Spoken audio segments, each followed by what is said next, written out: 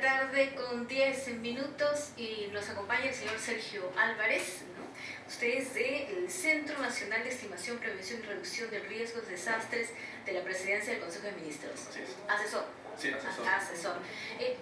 Este Centro Nacional de Estimación, Prevención y Reducción de Riesgos de Desastres de la PCM ya tiene un año funcionando. Cuéntanos, ¿cuál es el balance del trabajo realizado? Bueno, justamente hace un año se dio una nueva ley que crea el Sistema Nacional de Gestión de Riesgos de Desastres, y a partir de esa ley se crea una nueva institución que es el Centro Nacional de Estimación, Prevención y Reducción de Riesgos de Desastres. En este primer año hemos venido trabajando no solamente en el diseño de la política nacional de gestión de riesgos de desastres, sino también en un plan nacional juntamente con el INDECI, que es el Instituto Nacional de Defensa Civil. Hasta el momento hemos estado emitiendo y se ha emitido una normativa sobre lo que nosotros denominamos cómo hacer la estimación de riesgos de desastres, es decir, cómo hacer un análisis del riesgo a nivel no solamente de gobiernos regionales, sino también de gobiernos locales.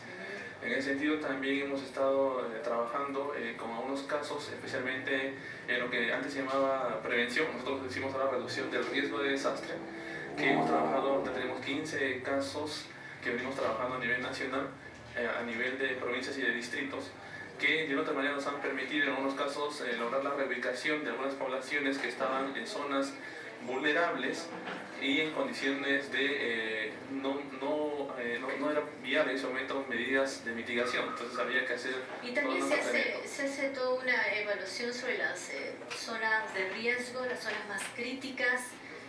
¿Tienen ustedes un mapa de eso? En este momento se viene trabajando, se tiene una información ya levantada en lo que nosotros llamamos la información geoespacial, que es una información que está georreferenciada.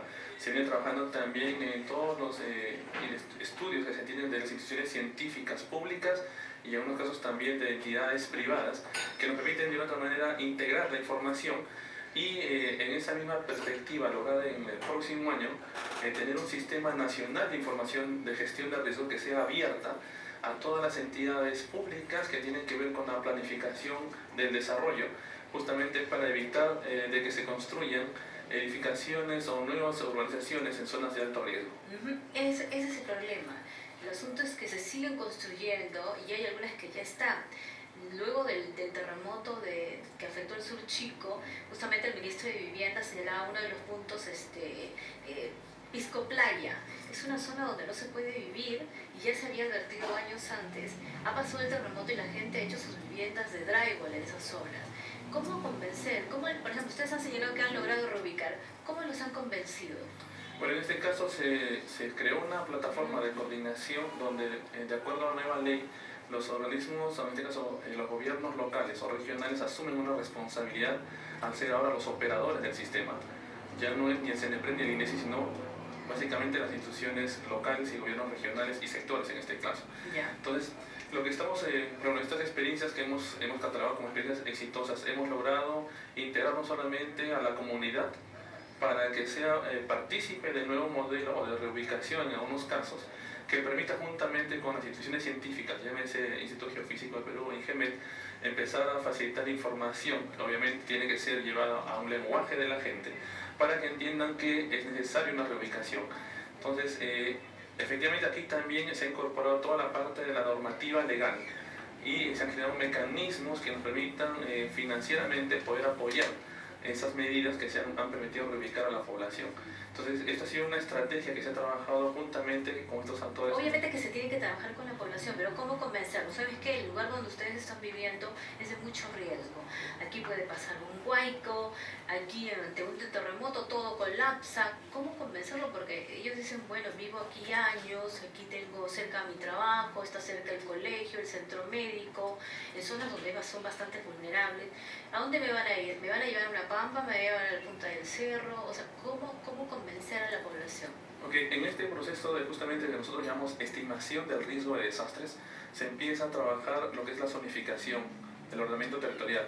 Y este ordenamiento territorial es el que permite dar a conocer a la población qué zonas son de alto peligro o de alto riesgo, qué zonas son de bajo o de mediano riesgo. Y en función a eso, la autoridad local está en la competencia de hacer este trabajo comunicando a las poblaciones y también con una parte legal que ya existe en estos momentos en el país. Es decir, está prohibido construir dentro de los primeros 200 metros o 100 metros de orilla en el mar. Eso está prohibido. Entonces hay normativa que se tiene que hacer cumplir, y las instancias del caso, en este caso gobierno local o gobierno regional, inclusive las instituciones que están en ese nivel, en el territorio, son los que deben de prácticamente dar a conocer estos lineamientos y los mapas de zonificación de riesgo, ¿no? Pero los dan a conocer, quizás la autoridad local lo da a conocer, pero no les hacen caso, ¿no? Y salen a marchar, de aquí no nos mueven.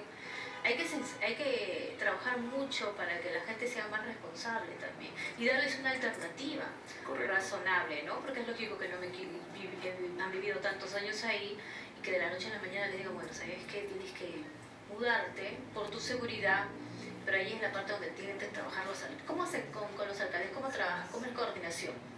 Bueno, lo que se hace, bueno, a partir de identificar una situación de riesgo, en este caso en una comunidad, lo que se hace es una intervención inicial que nos permite una coordinación, primero con las autoridades locales, para conocer cuál es la situación, hacer un diagnóstico rápido y sobre eso plantear, juntamente con la comunidad, plantear opciones de solución de corto, de mediano y de largo plazo.